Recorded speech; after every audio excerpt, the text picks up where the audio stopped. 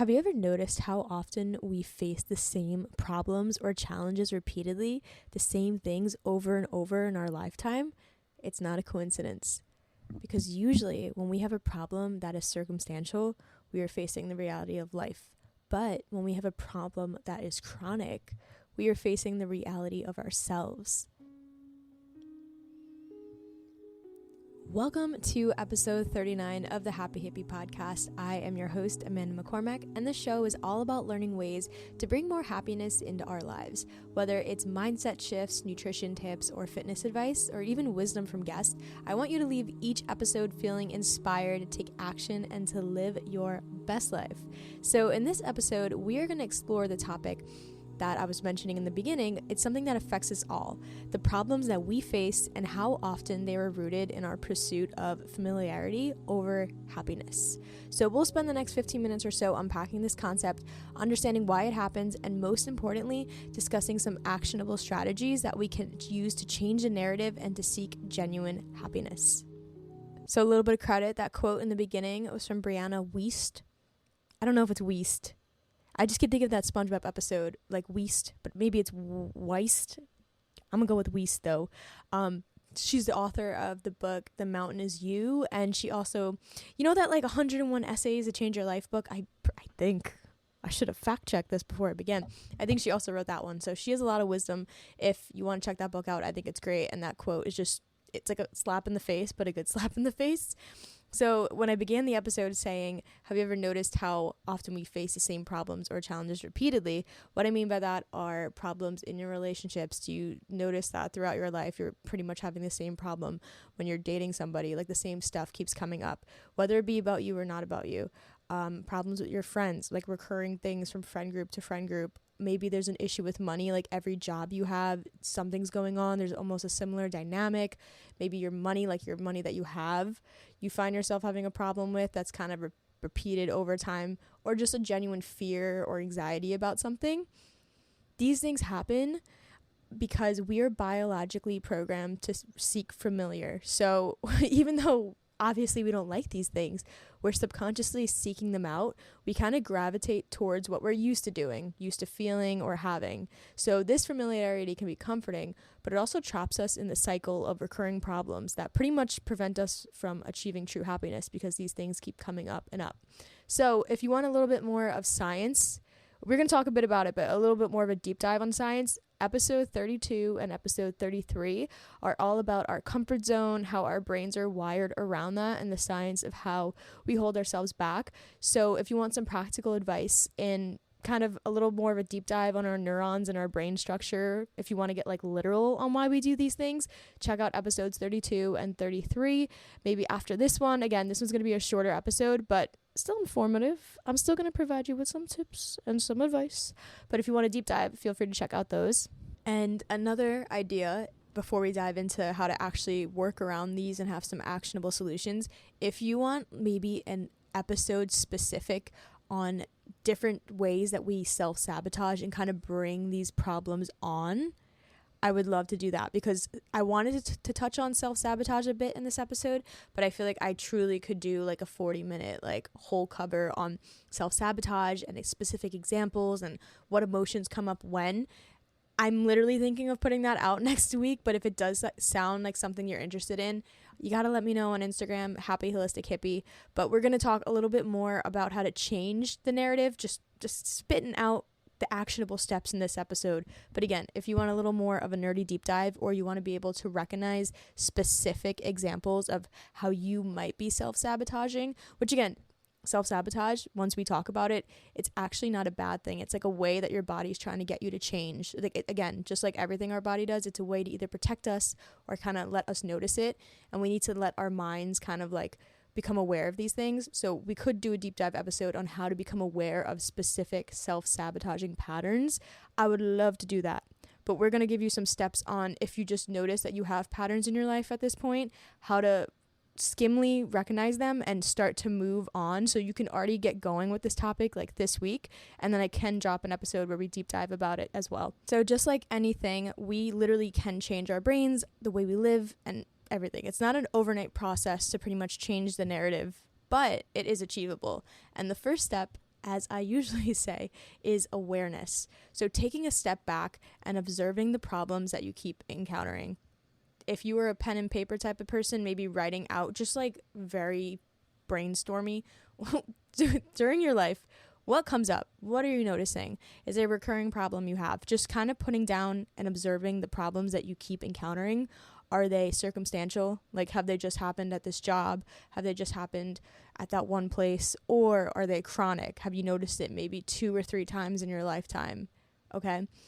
And like I said earlier, circumstantial problems pretty much confront us with the realities of life. A circumstantial problem is literally traffic in front of you on the highway, or you had an encounter with somebody at the gym that you didn't like, those types of things. They come up on a daily basis, randomly, sporadically, while chronic problems expose the realities of ourselves, things that we are bringing into our own reality. We're putting them forward in some way, or we're seeking them out unbeknownst to us.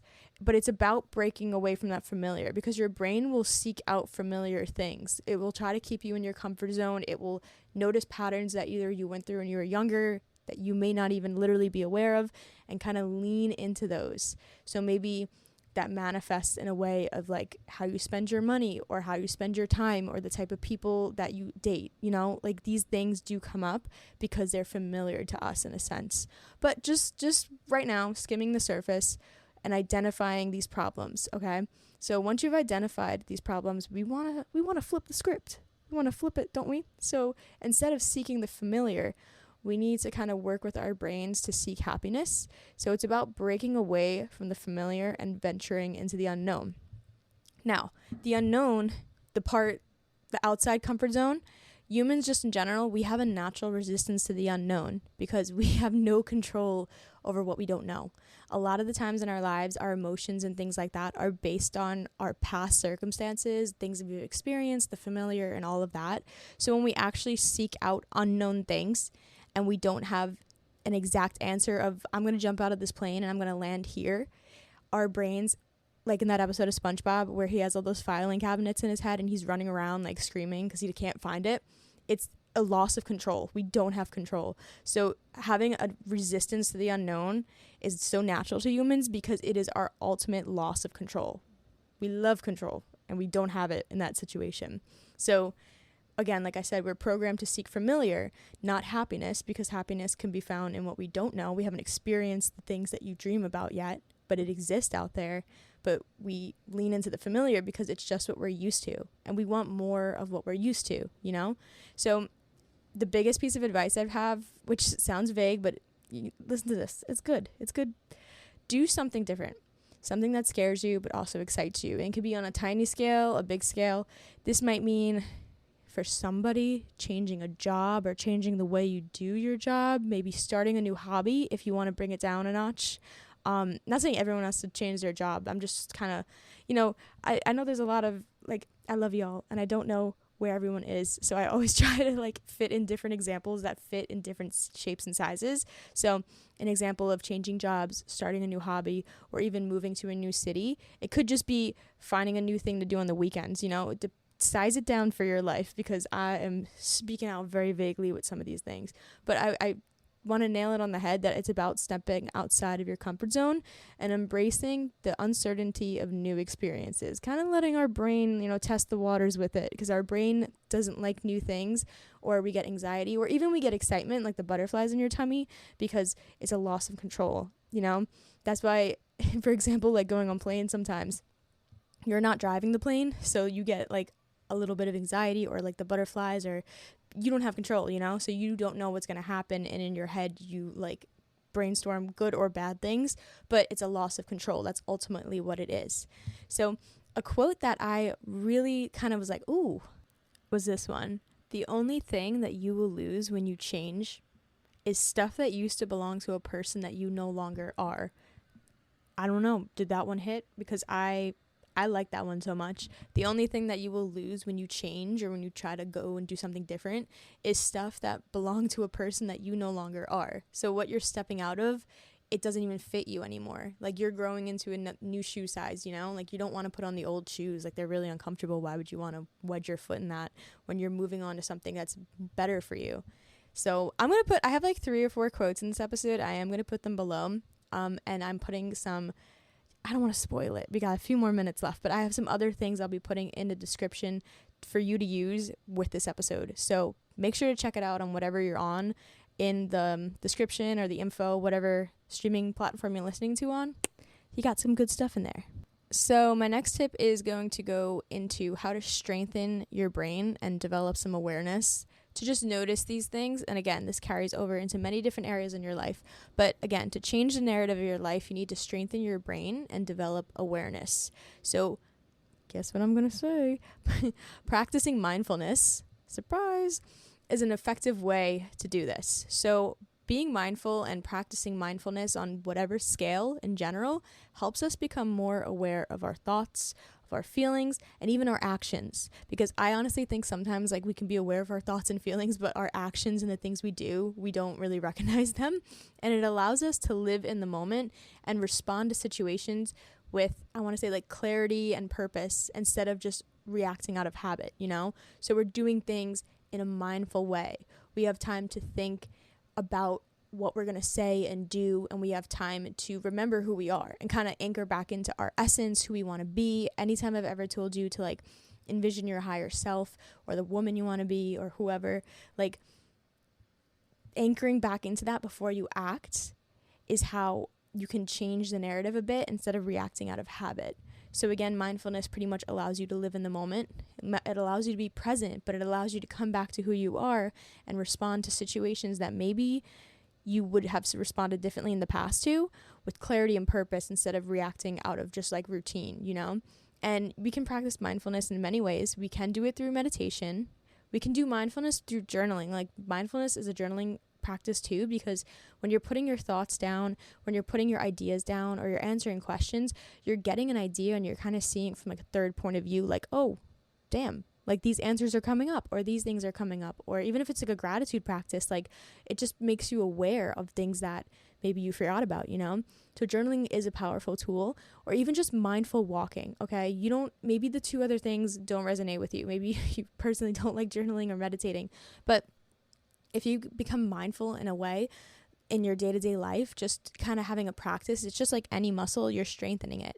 Like a mindful walk, you can literally do like Spotify and like YouTube have like mindful walking where you can plug it in your ears, and it's almost like a guided museum tour of wherever you want to be. If you want to go walk in the park or around a room or whatever, and it will give you prompts to like notice things in your space that maybe you weren't noticing before. And that's a really nice way to do it if you like guided. Otherwise, you can go on a walk and just forget your headphones for once, which means you won't have to listen to me. So maybe that's a benefit, but just walking in silence and noticing like the leaves or the things growing out of the ground, or maybe the color of the signs on the street or wherever you are, you know, just becoming present, even if you're just going 1 block back and forth, like doing a practice like that daily of any sort. It could even be driving when you're driving. Well, actually, no. Maybe just focus on the road, but I'm trying to think of ways that you can fit it into your day to day without it being a nuisance, because you truly can do gratitude and mindfulness practices on any scale. The book, The Power of Now, teaches you a lot about that. Like he does an example where when you're washing dishes, if you can just like slow down and notice like the bubbles that are on your hands or how the textures feel, or if you're just going up a staircase, like noticing the points of your foot that like press onto the ground, like if you're pressing a little bit heavier on your heel or maybe your toes, 30 seconds or so, that's it. And doing those types of practices daily are going to help build that mindfulness part of your brain, so that, for example, when you have to respond to someone who's getting you really angry, you literally have a second to be like, hey, this person's making me angry, how am I going to respond? And then you speak, and it becomes second nature. It doesn't become very robotic like how it sounds when I present it, but mindfulness really does help you in all these areas. There's also this book, I can't think of the name of it right now, but I will go get it and write it in the description.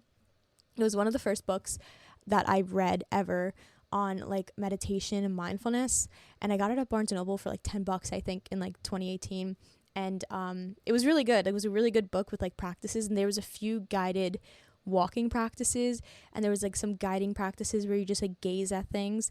I will go get the book and put it in the description. I will also put a link to The Power of Now if you want to read that. And I'm, like I said, I'm repeating it so I remember to do this. I'm also going to put down the quotes and one other thing that we're going to talk about in a little bit. So mindfulness, sponsor of this podcast. But yeah, the gist of it is just to find something that resonates with you. Make it you, something that you enjoy or are interested in or want to try. And again, these practices enable you to tune into your thoughts and your feelings without judgment, because you're almost looking at them from that third point of view. And as you develop this awareness, you'll start to recognize familiar patterns a lot easier. You'll be better equipped to make different types of choices. So that's why I really want to hone in on this in this episode, because it is so important. We can maybe do a little activity if you like, not live, but I want you to take it with you during the week. So an activity that can help you break away from the familiar and venture into the unknown. During this week, make a conscious effort on whatever scale, again, works for you, to do something different each day. I'm currently doing a gratitude practice from the book The Magic. So it's like a 28-day guided practice, and each day she has me doing like another practice. So like one of them was focused on health. So every day I had this like health, well, not every day, that one day I had a health affirmation that I had to keep going back to.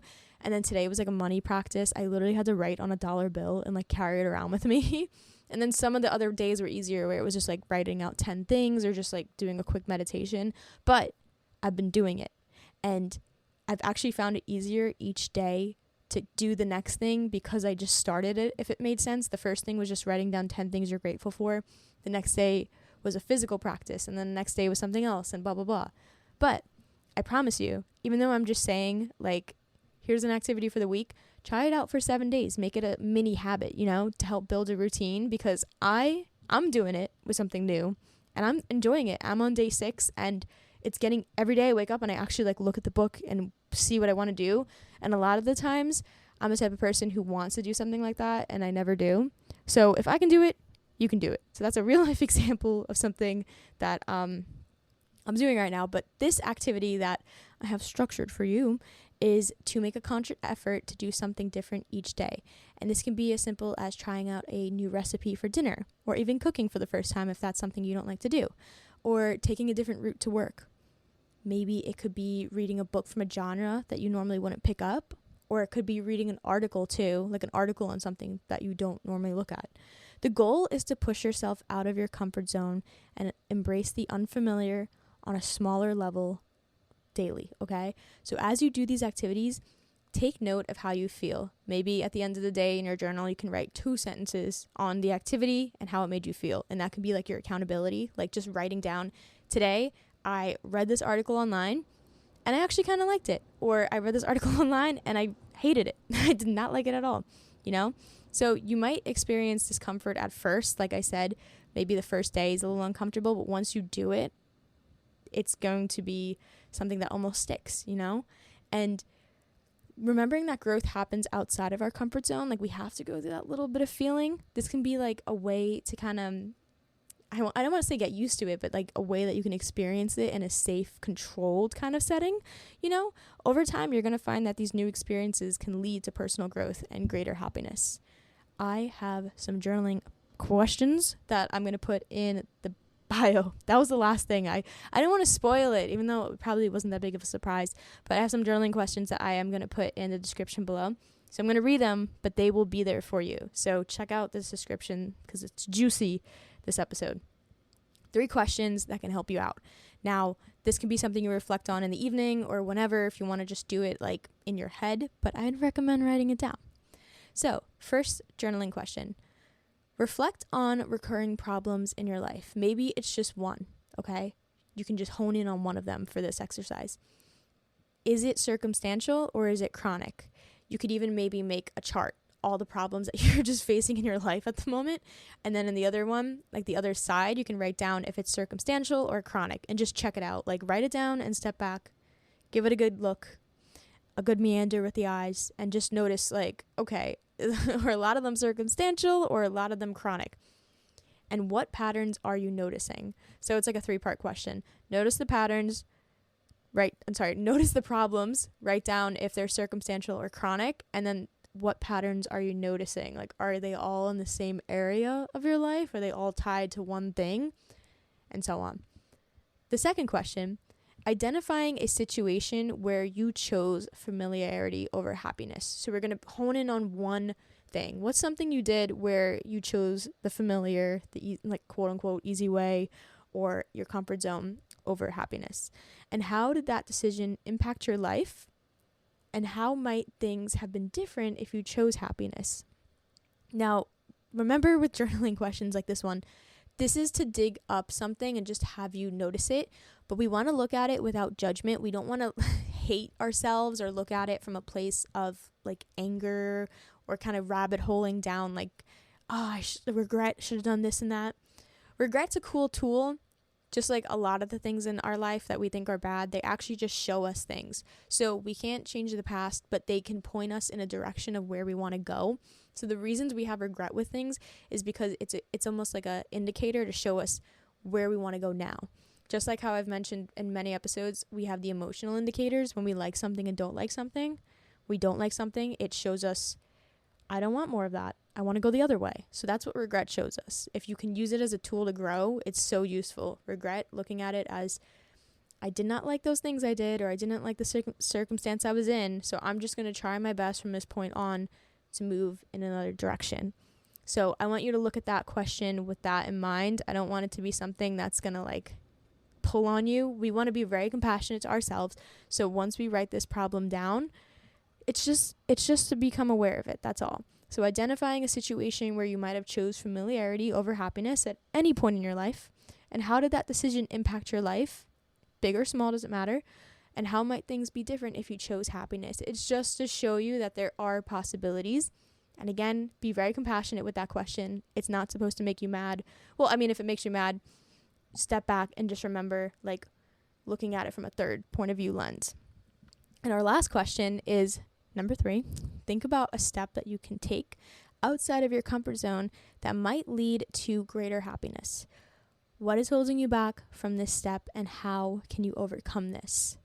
It's just about awareness. That's all we're skimming with these questions. And like I said, we're really focusing on awareness in this episode because I just want you to notice these things. Once you notice them and see them written down, it might even trigger something in you in a good way to make you move in another direction. So that's all I'm leaving you on this week. I really want you to hone in on the awareness, and I will do the self-sabotage episode where we go deeper into it. Just let me know if you really want to see it, or you have any questions that kind of align with that topic, because I would love to weave them in to the formula of the episode.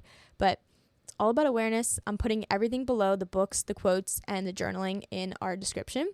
But in closing for this episode, because again, this is a little tidbit, I just want to remind you that the greatest act of self-love is no longer accepting a life that you're truly not happy with. That's like the biggest favor you can do for yourself. So it's everything we're talking about. It's all about practicing mindfulness, changing the narrative, and boldly seeking happiness. Because remember, as corny as it sounds, I know, happiness is not a destination, but it is a journey. Because sometimes even me pointing out these things in this episode, you might be thinking, okay, I'm going to be happy when I'm there, or when I get to this point.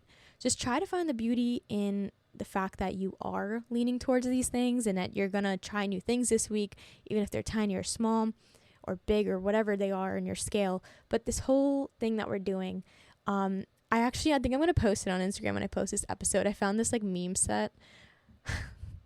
I'm trying to teach you a lesson. I'm like, let me tell you about these memes, these memes that are going to change you. But it kind of points out this idea that I'm speaking about, where sometimes we really just focus on trying to better ourselves, and that becomes an external circumstance that we lean on so heavily, and we're like, I want to be there, and we don't enjoy anything that's happening because we're like, oh, I didn't hit my goals, oh, my habits, oh my God, I didn't go to the gym. And then you're starting to feel bad, and you're not paying attention and noticing what's around you, the beauty, your friends, your family, the great things that you could be doing today, the weather, the opportunities, your health, all these things. So coming back and noticing gratitude and just being mindful of what's around you is going to really help you on this journey, because you always want to anchor back in. Because I'm pretty sure, like, if you're listening to this, if you can hear, if you're somebody who's interested in bettering yourself in a sense, like, you have a good life, like, you have great things going on right now. and there's so much beauty around you. Like, look at the situation you're in right now. Just like take a deep breath. You got fresh air, all these beautiful things around you. So don't get too hyper focused on, I gotta get to point B, like I need to get there, because it's a journey. Okay. I don't want to keep going on about it, but I do have a cute little meme set that I will post to kind of summarize that on Instagram. And yeah, just remember that when you're doing this, it's all about mindfulness, all about just noticing what's around you and appreciating the moment and trying your best. If you want to change something, just knowing you have that power within you, you can do it. It's in you.